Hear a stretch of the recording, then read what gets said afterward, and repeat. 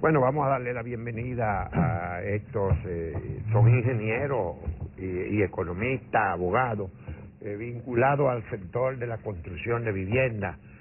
Tenemos aquí la compañía de Héctor Bretón, quien es vicepresidente de la Asociación de Constructores y Promotores de Vivienda, COPROVI, a Félix Alberto Polanco, quien viene de Santiago, en Santiago que vive, correcto, presidente de la Asociación de Constructores y Promotores de Vivienda del Cibao, y a Luis Rivas, abogado. Bueno, vamos a ver cómo van esos proyectos. Hay toda una ley de facilidades que crea un sistema de financiamiento fiduciario para utilizar fondos de pensiones en construcción de viviendas populares. ¿En qué está eso y claro, cómo va ese proceso? Sí, realmente es la ley 8911 de fomento del mercado hipotecario y fideicomiso. Seguimos todavía en la etapa de la implementación en cuanto a los reglamentos. ¿Cuántos años lleva la ley ya? Desde el 2011. Lleva 3. Ya o sea, pero ustedes tienen esperanza de que no se tarde los 9 años que se tardó la ley de migración para hacer el reglamento. Dígalo alto. Nosotros todavía tenemos la esperanza de que va a salir. Pero la verdad es que ha habido mucha traba en cuanto a los reglamentos y la parte que le corresponde al Estado. Pero todavía sí creemos que eso va. Y es un impulso, un gran impulso al sector de la construcción de vivienda y por lo tanto al país.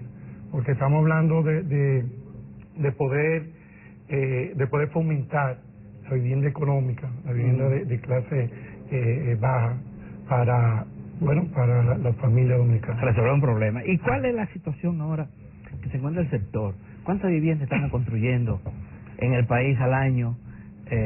¿Cuáles son los precios promedios? ¿Y cuál es la demanda insatisfecha que tenemos? Mira, nosotros en la Asociación Dominicana de Constructores y Promotores de Vivienda hicimos el año pasado un estudio de oferta y demanda de vivienda, donde el déficit de vivienda rondaba los 900. ¿Se nos fue la luz o sigue? Se nos fue la luz.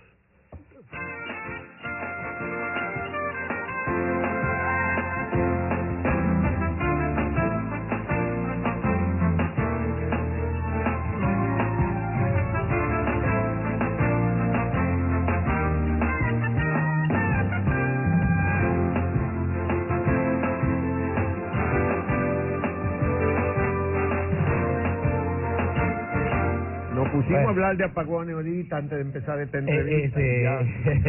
A ver, Héctor, seguíamos hablando de la oferta y la demanda de vivienda, del mercado de vivienda. Exactamente. El estudio que hizo la Asociación Dominicana de Constructores y Promotores de Vivienda, COPROVI, salió a reducir de que alrededor de 250,000 viviendas es la demanda que existe actualmente. Pero populares. No, en general.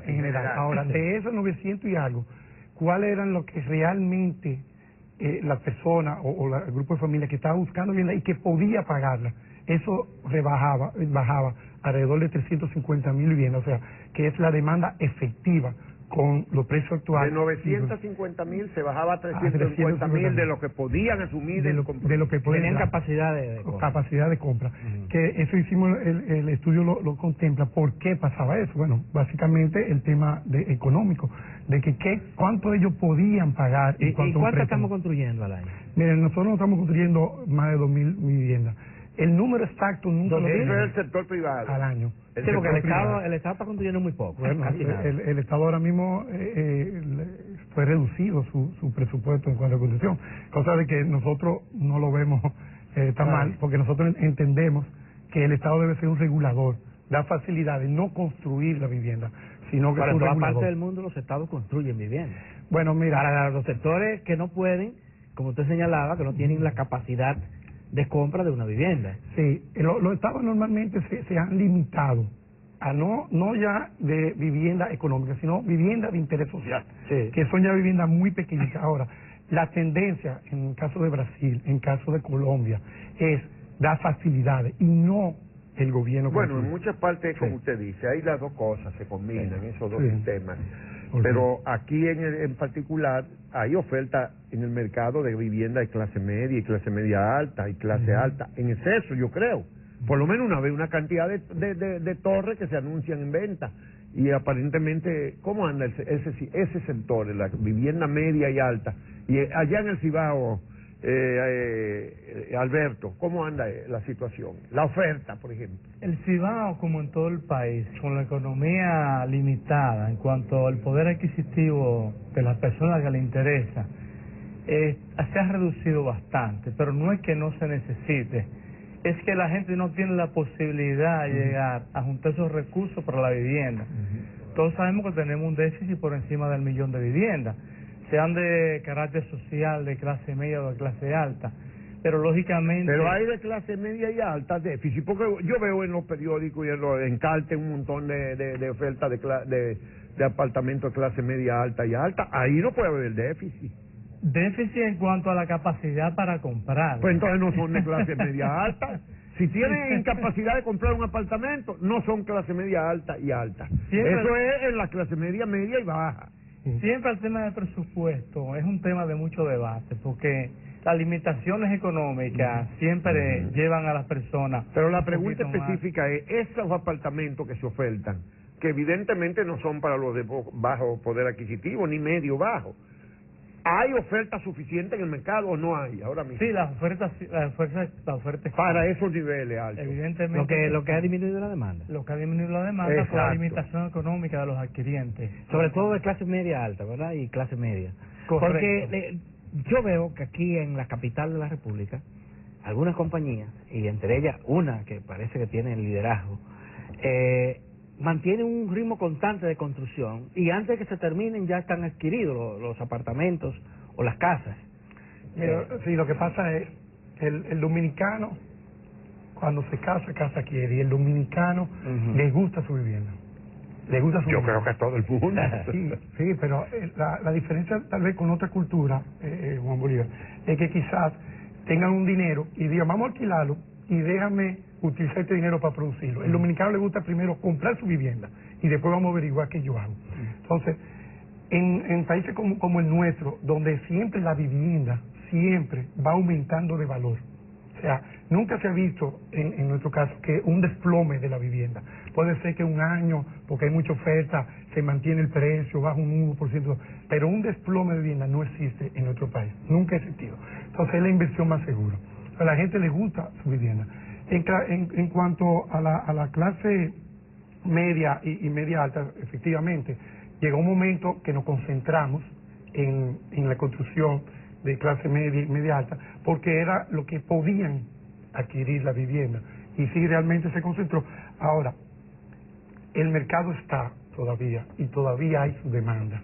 Y cuanto a la venta en plano, como tú puedes tener la facilidad de elegir el apartamento, en el caso de torres y edificios, el apartamento que más te guste, el mejor, y además tú tienes la facilidad de poder hacer modificaciones en el transcurso de la construcción. Por eso, como usted bien lo dice, se vende tanto vivienda en plano. Se sigue vendiendo. Lo que sí ustedes venden letra y todo, más que nada son reventas, que ya luego los subpropietarios lo están vendiendo más. Bueno, ¿cuáles son los problemas que confronta el sector en realidad en este momento? ¿Cuáles se podrían decir que son los problemas de ustedes? Bueno, el problema definitivamente, como hablamos ahorita de la ley de fomento del mercado hipotecario y fideicomiso, es vital. O sea, sin que falta el reglamento, el motorcito para motorizarlo. Pero mientras tanto, para que arranquemos. Otro problema que tenemos es que muchos dominicanos todavía no están bancarizzados. O sea, todavía no es tan formal que se rigen a través del sistema financiero y por lo tanto no tiene acceso a lo que es financiamiento. Ese es otro inconveniente que tenemos. El otro inconveniente que tenemos también que podía mencionarse es la tasa de interés. Si ustedes vieron hace unos 3 años hubo una reducción de la tasa de interés por el tema de la liberación del ENCAR, y eso dinamizó el sector. Y esto todavía otra vez nos vuelve a afectar lo que es la tasa de inflación. Lo otro es los precios de los materiales. O sea, nosotros vivimos en un país donde encontramos dificultad para una competencia realmente libre en cuanto a los materiales de construcción. Estamos hablando de cemento, varillas, ¿qué cosas más? Pintura, los mismos pisos, o sea, que no hay un mercado tan abierto que nos pueda permitir seleccionar. Pero aquí hay más, acá hay más industria de cemento, por ejemplo, que en México. Sí, más fábrica de cemento. Hay entonces eso no le da competencia. Bueno, no muchísimo, pero debería ser la competencia, y la hay, y cada vez que entra uno nuevo, más competencia sale a reducir la competencia, pero luego como que viene una estabilización. Ya. Se ponen de acuerdo en los precios después. hay el gobierno, el Estado dominicano, de los gobiernos anteriores, ha estado, como usted ha dicho, limitando la construcción de viviendas, inclusive para clases populares, pero ha estado también aplicando alguna política que se supone que incentivan al sector. Digamos aquello de que, yo no sé si pasó ya, pero me lo explican ustedes, aquella medida del presidente Danilo Medina de liberar el pago del ITEVI a quien adquiera una vivienda de bajo costo, creo que menor de 2 millones de pesos. 2.4. Eso, el bono para vivienda, ¿cómo anda eso? ¿Y en qué impacta? Bien, eso es lo que contempla la ley 8911 de incentivo de incentivo a la vivienda, fideicomiso. O sea, de que el ITEVI que la empresa constructora gaste en su proceso constructivo se le devuelva al adquiriente. Y eso es una opción, es que tiene que ser una vivienda alrededor de 2.4 hacia abajo, 2.5, el precio de venta. Es una vivienda de 2.5, 2.4, 2.5 millones de pesos. Millones de pesos. Más o menos se gasta en ITEVI alrededor de 200.000 pesos. ¿Y cuál es la vivienda más barata que pueden hacer para responder a demanda de gente en las clases bajas? Bueno, nosotros... Que alguien que pueda pagar, porque hay muchísima gente en la clase baja que no va a poder pagar una vivienda, aunque sea barata, ¿no? En la asociación tenemos asociados que han construido viviendas de 350.000 y 400.000 pesos. Ajá. Y han tenido mercado. Y han tenido mercado. Son viviendas pequeñas. Sí, claro. Que no tienen... De dos habitaciones. Parqueo, de 2 habitaciones, de una habitación. Con salida, comedor, integrado. Apartamentos. ¿De cuántos metros cuadrados? Y en lugares alrededor de 50 metros. El terreno barato, además. Sí, porque está alejado ya lo que es alrededor de la línea del metro, el incentivo. Ahora mismo, por ejemplo, nosotros estamos en la expectativa de que la línea de metro, segunda línea, continúe a lo que es San Luis, donde hay un área muy grande donde se puede desarrollar este tipo de vivienda. Sí, para el tema que el Estado tiene planificado la ciudad Juan Bosch.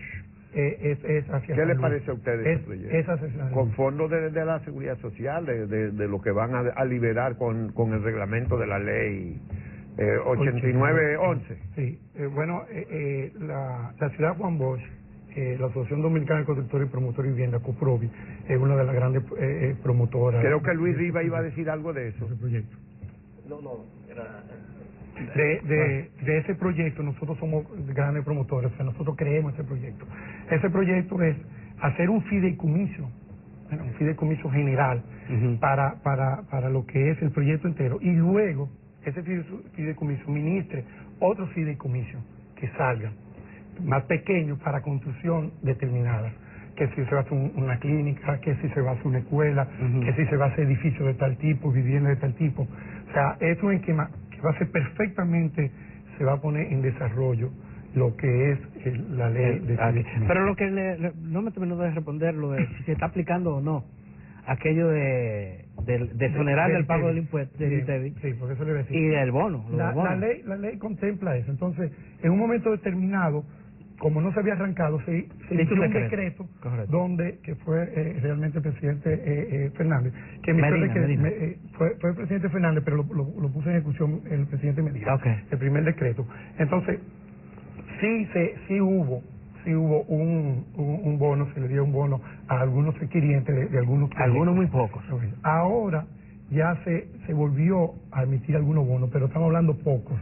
La cantidad exacta no me sé, pero bien poquito, o sea, mínimo. Pero si alguien va a comprar una vivienda que cueste menos de 2.4 millones, cualquier compañía constructora, no le exoneran del pago del ITEVI al adquiriente. Tiene que estar acogido a un proyecto de fideicomiso para poder acceder a esos fondos. Es una decisión. ¿Y cómo se acoge un ciudadano cualquiera, una familia? No es posible. Lo primero que el promotor del proyecto tiene que estar acogido a ese a esa tipología de fideicomiso aprobado. ¿Y hay promotores de proyectos que están acogidos a eso? Sí, hay, o sea, las intenciones están. Pero ustedes que, como decía el compañero Héctor, eso no ha arrancado. De hecho, por ejemplo, la ventanilla única, que es el mecanismo inicial para el cual un proyecto debería de acogerse para organizarse y calificar con esa certificación que dan instituciones gubernamentales, y que es la ventanilla única precisamente, solamente existe en Santo Domingo, en las otras regiones no está. Aún existiendo en Santo Domingo es muy limitado el tema de la agilización.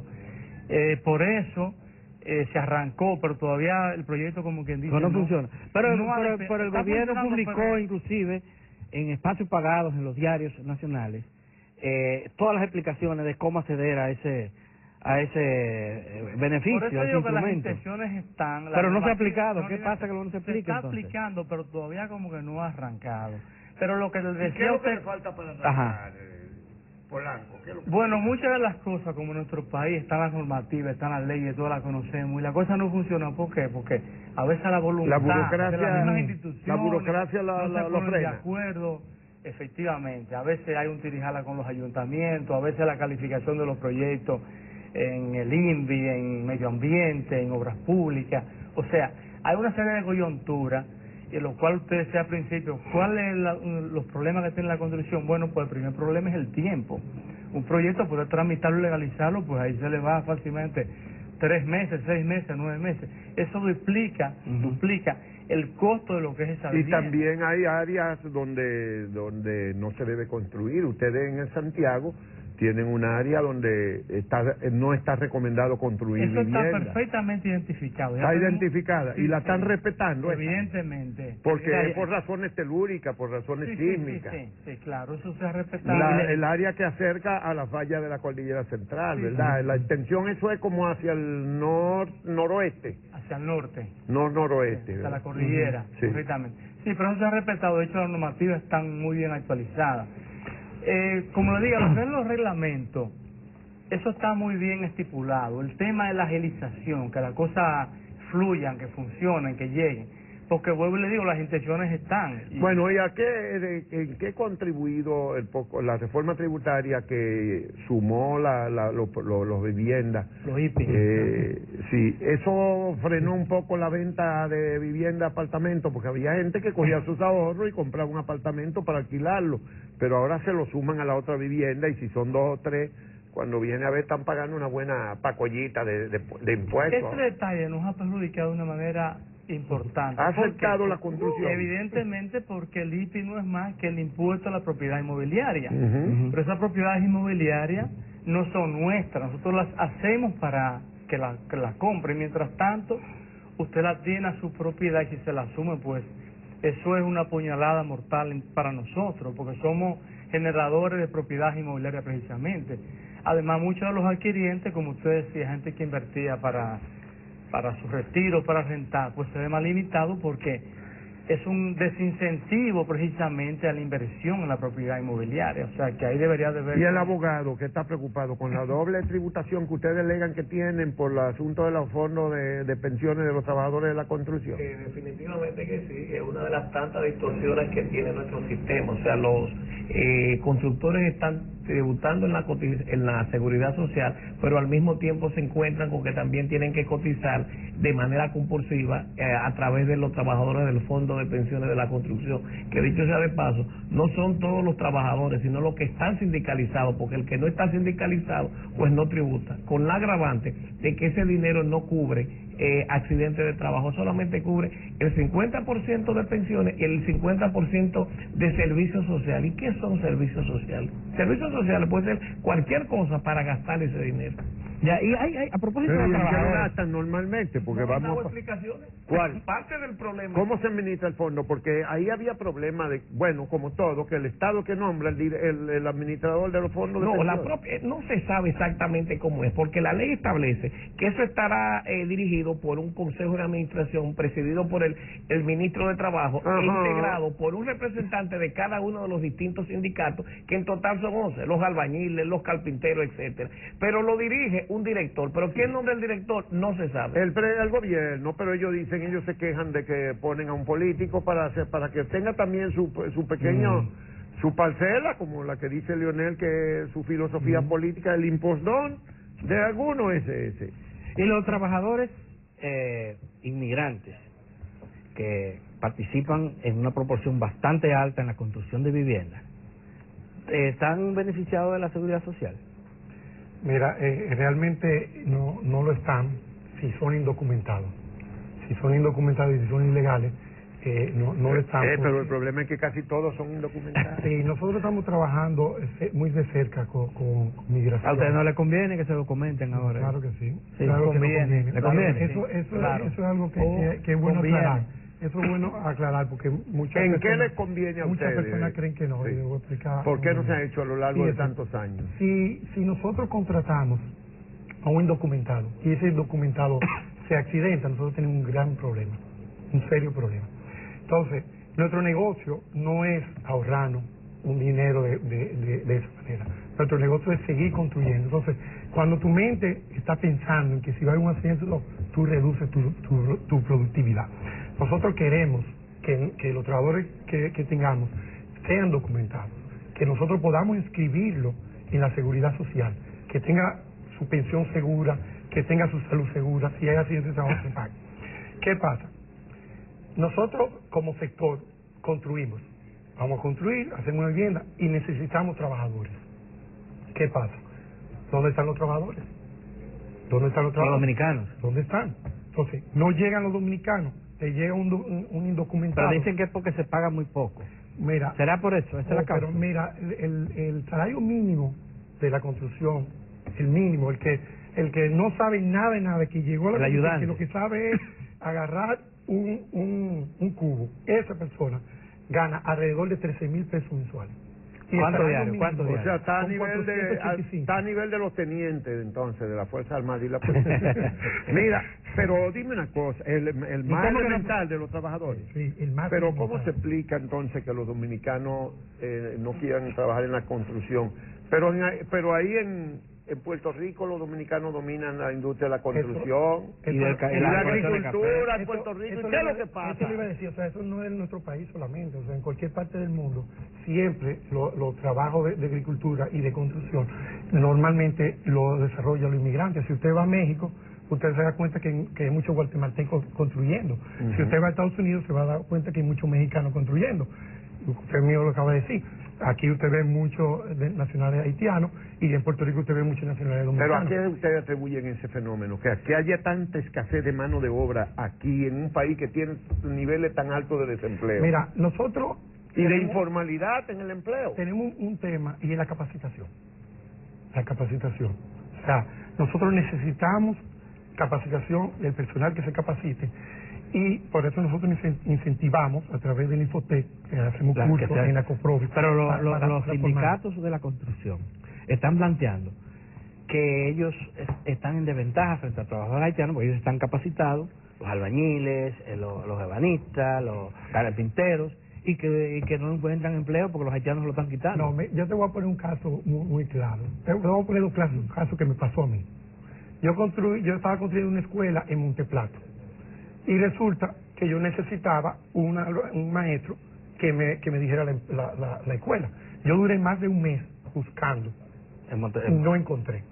¿Qué tuve que hacer? Yo tuve que buscar un ingeniero de la capital que me viajaba diariamente allá para poder dirigir esa escuela, porque no tenía una persona con suficiente capacidad para dirigir. ¿Cuánto me salió a mí eso? Muchísimo. Ahora vamos. ¿Quiere decir entonces que hay vamos a otro déficit caso. de personal calificado Totalmente. para trabajar en la Entonces, construcción? vamos al otro caso, un plomero. Yo tengo un plomero que ya tiene conmigo unos 2 años, que yo lo he capacitado, le he mandado los cursos de Acoprovi y todo eso, y en este proyecto de ahora me estaba cobrando mucho más. que Pero lo que me estaban cobrando los otros. haitianos que ustedes contratan no tienen, o sí lo tienen, ese entrenamiento. No tiene entrenamiento, pero a eso que vamos. Si tú tienes una persona con entrenada, con capacidad, tú le puedes pagar mucho más todavía de lo que están ganando. Ahora, si tú ves 2 niveles que están todos iguales, pues entonces tú sigues pagando lo que... El promedio. Pero dice el presidente que el 80% de los trabajadores de la construcción son haitianos. ¿Y ustedes en el sector de construcción de vivienda están de acuerdo con esa proporción? Porque al revés debería ser un 20% según la ley. No es tanto, más o menos diríamos que la mitad fundamentalmente, pero argumentando una de las partes de la pregunta que usted nos hace. Por ejemplo, usted subcontrata un trabajo de albañilería o de carpintería, lógicamente busca un nacional de aquí, le hace un contrato, lo inscribe en todos los sitios que tienen que tenerlo. Muchas de esas personas que subcontratamos, pues se valen de esa otra parte, pero por la deficiencia. Yo pienso que la construcción es un sector muy atractivo en cuanto a que tiene una remuneración importante y una posibilidad de ascender y de progresar. El sector de criollo de los dominicanos debe de volverse a casa, porque nosotros lo necesitamos. Y lógicamente lo que dice esto es una cosa fundamental, la capacitación. Y no es una cosa del otro mundo, es algo que poco a poco en la práctica se puede ir superando. Bienvenido, nosotros entendemos que al país y a nosotros nos conviene que los nacionales van a tomar su espacio en la construcción. Lo ha ido cediendo para irse a otras zonas, quizá como Zona Franca cuando estuvo en su auge, quizá turismo, motoconcho en los pueblos. En fin, pero el sector de construcción está en las puertas abiertas y los necesita, pero realmente no podemos pararnos, o sea, tenemos que echar las horas para adelante. Bueno, se nos ha terminado el tiempo, lamentablemente. Muchísimas gracias, Héctor Bretón, vicepresidente de la Asociación de Constructores y Promotores de Vivienda, Félix Alberto Polanco, presidente de la Asociación de Constructores del Cibao. Vino de allá hoy. Sí, señor. Bueno, un mérito. Madrugó, un mérito más. Una doble dosis de café satánico. Sí. Que viene del Cibao este café. Sí, señor. De y también a Luis Rivas, que es abogado de la industria de la construcción. Muchas gracias. Gracias a usted. Cuando decimos PREAL, a muchos dominicanos nos suena inmediatamente, y PREAL quiere decir Programa para la Reforma Educativa para América Latina.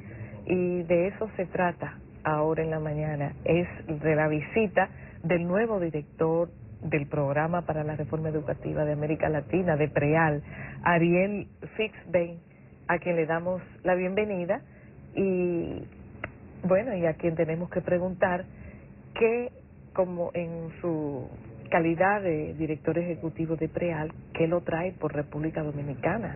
¿Qué tiene PREAL entre manos? Porque ya nos tiene acostumbrados a que cada cierto tiempo nos presenta informes sobre cómo anda la educación, si avanzamos, si retrocedemos, pero esta vez, ¿qué es lo que hay? Bueno, ante todo, muchas gracias por la invitación. Es un placer estar aquí con ustedes. Recién llegué ayer a la noche, pero es un gusto estar aquí. Y vine invitado por Educa como colaborador de ellos, son parte de la red de PREAL, y estamos comenzando a hacer un trabajo sobre políticas docentes en 4 países. Uno de ellos es la República Dominicana. Entonces esta es una reunión de trabajo como para comenzar a planear. ¿Y en qué consiste eso? Mire, hay muchos factores que ayudan al rendimiento escolar, pero si uno tiene que elegir uno, el principal es tener buenos docentes. Y la pregunta que no solamente la República Dominicana, sino todos los países de América Latina, yo diría del mundo, se hacen es cómo podemos fortalecer la docencia en el país. Cómo podemos hacer que los muchachos más comprometidos y más inteligentes entren a la docencia, cómo podemos capacitarlos como para que estén realmente al frente del aula y motiven y logren resultados, cómo podemos motivarlos.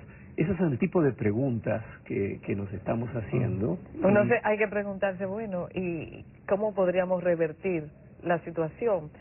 Que, por ejemplo, en República Dominicana, el que no da para más nada se ingresa a la carrera de docente. Por lo menos se ha ido cambiando bastante, sí. Bueno, pero tradicionalmente era así. Mire, le cuento una anécdota que creo que va justamente a ese punto.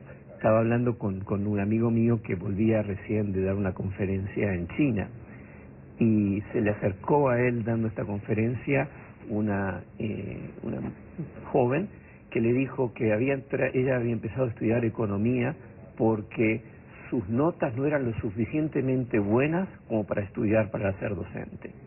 Eso es lo que debe ser logrado, es que realmente la docencia sea reconocida como esta función tan fundamental que tiene en nuestra sociedad y que a eso sean los que ¿Cuál es la situación que usted ve en la región que tiene el sistema educativo? Mira, América Latina tiene un gran desafío en lo que concierne a educación. Estemos reconociendo que el futuro de América Latina va a depender de que mejoremos fuertemente la calidad de nuestros sistemas educativos. Hubo recientemente esta prueba internacional que hace la OECD, que se llama PISA, y participaron 8 países de América Latina y estaban en el fondo de la liga. ¿Okay? Eso nos pone en desventaja con respecto a no solamente a los países ricos de Europa, Estados Unidos, etcétera, sino también de Asia. Tenemos que realmente avanzar fuertemente en lo que tiene que ver no solamente con aumentar la cobertura, sino aumentar la calidad. Sí, aquí hay una discusión planteada sobre la calidad de los maestros y maestras. Incluso se están cuestionando los centros académicos que forman maestros. ¿Cuál debería ser el perfil de las universidades que tengan la responsabilidad de formar los maestros del futuro? Mira, primero necesitamos que realmente la docencia atraiga a la gente comprometida y con una buena base, lo que mencionábamos antes. Segundo lugar, para lograr eso necesitamos salarios buenos. No solamente salarios buenos, obviamente hace falta salarios buenos y una perspectiva de carrera, sino también creo que hay que jerarquizar la carrera docente como proyecto social. Debe ser el docente reconocido como una profesión realmente fundamental para el desarrollo del país. Devolverle el prestigio. Porque antes lo tuvo, antes fue así. Ahora, la formación docente. La formación docente debe tener un fuerte componente práctico. Es sobre contenidos. Obviamente queremos que nuestros maestros conozcan muy bien y estén al día en los contenidos técnicos que deben enseñar, pero es también es sobre pedagogía. Entonces, los programas de formación docentes deben tener una fuerte formación en la práctica, y todos los docentes deben, antes de llegar al aula, hacerse cargo del aula, tienen que haber tenido suficientes pasantías, experiencia. Eso debe ser complementado con procesos de mentoría, donde, más allá que sean los directores de escuela o otros docentes más experimentados, acompañen de la mano. Eso es válido en cualquier carrera que se estudie hoy en día. Se necesita combinar la teoría con la práctica, y eso es parte del proceso de enseñanza-aprendizaje. O sea, no se limita a la pedagogía, eso lo puede hacer cualquier otro profesional. Un abogado necesita ir a los tribunales, si está estudiando Derecho, ¿verdad?, antes de graduarse. Un periodista a las redacciones de los medios. O sea, eso es parte de una metodología que ya la sabemos, que ya la conocemos. ¿Qué otras cosas podemos hacer para garantizar tener buenos maestros y maestras? Y el tercer punto, atraer buenos candidatos a la docencia, formarlos bien, es realmente generar un sistema de mérito, donde el buen desempeño sea reconocido, sea premiado, donde los docentes sean incentivados a realmente lograr resultados. Eso requiere poder realmente tener información y poder medir, evaluar qué es lo que está pasando. Aquí tenemos un sistema de escalafón magisterial que establece eso. Promociones por mérito también, y por otras razones, pero el mérito, pero no se cumple. ¿Pasa lo mismo en otros lugares, o qué se podría hacer para que se cumpla? Pasa en muchos lugares, y hay siempre, como se dice, del dicho al hecho hay un largo trecho, ¿no? Y esto creo que es uno de los problemas que tenemos en América Latina, que a veces somos mejores en elaborando leyes y reglas, elaborando leyes que en implementarlas. Esto, digamos, ahí no hay misterio, es realmente un tema de esfuerzo y consistencia. requiere una mayor persistencia en las instituciones públicas como para realmente llevar a la práctica las ideas, pero, y en esto creo que es un punto muy importante, requiere también de una ciudadanía muy activa, muy presente, una ciudadanía comprometida con la educación, que esté observando, reclamando, pidiendo, apoyando. Nosotros tenemos problemas. Déjame, por su experiencia en América Latina, nosotros tenemos aquí escuelas de pedagogía que solamente funcionan sábado y domingo, no todos los días. El alumno o la alumna no asisten a clases diarias. ¿Cuál es la experiencia en América Latina en cuanto a la formación de maestros, si queremos unos docentes de calidad? Mire, volvemos al punto de la jerarquización de la profesión docente. Si usted va a ser médico, ¿va a estudiar sábado y domingo solamente? No, ¿no es cierto? Va a estar dedicado a eso. Realmente, si vamos a querer jerarquizar, mejorar la formación de los docentes, esto tiene que profesionalizarse fuertemente y lograr de esa manera mejores resultados. Ya. Bueno, le quería plantear, pedirle su opinión. Nosotros tenemos problemas de calidad de la educación y tenemos problemas de cobertura. Y el problema de cobertura sigue siendo grave todavía, porque se nos quedan cerca de 200.000 niños y niñas que no pueden entrar a la escuela. La escuela que solo lo admite cuando tengan 5 años. Cuando ya sabemos que todo el que tiene posibilidades, inscribe los niños y las niñas a los 2, a los 3 años. Pero la escuela pública es a partir de los 5 que admite su ingreso. Y sin embargo, con más de 5 años, se nos quedan cerca de 200.000 por año, sin cobertura, sin escuela. Y tenemos el otro extremo, que es los que entran a la secundaria. De los que ingresan a la escuela, solo el 50% llega a la secundaria.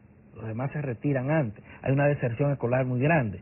O sea, hay muchos factores a que se atribuye esto, como la misma inexistencia de aulas suficientes en el país, y muchos otros factores.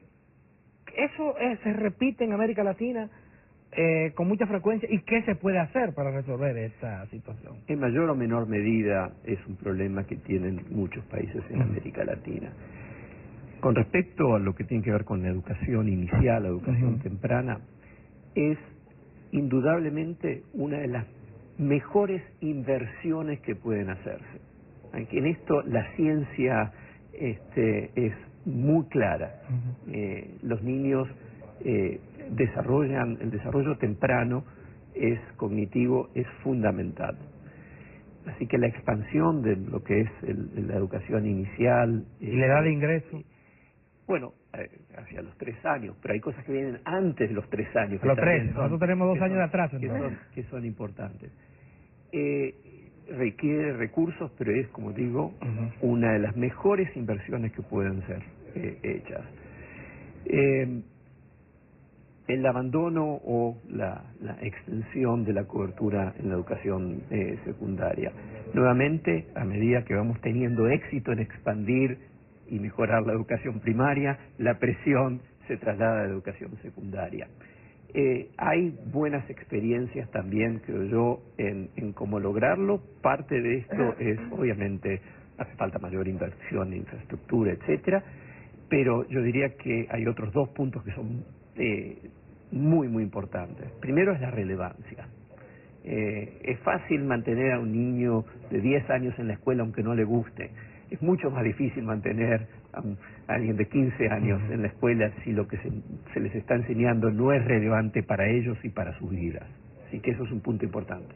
Y en segundo lugar, siempre ya a esa edad existe la alternativa de ir a trabajar. Entonces, especialmente en los sectores de bajos recursos, hace falta becas y apoyo financiero en muchos casos para lograr retener a esos muchachos en las escuelas. Lamentablemente, tenemos 800.000 que ni estudian ni trabajan.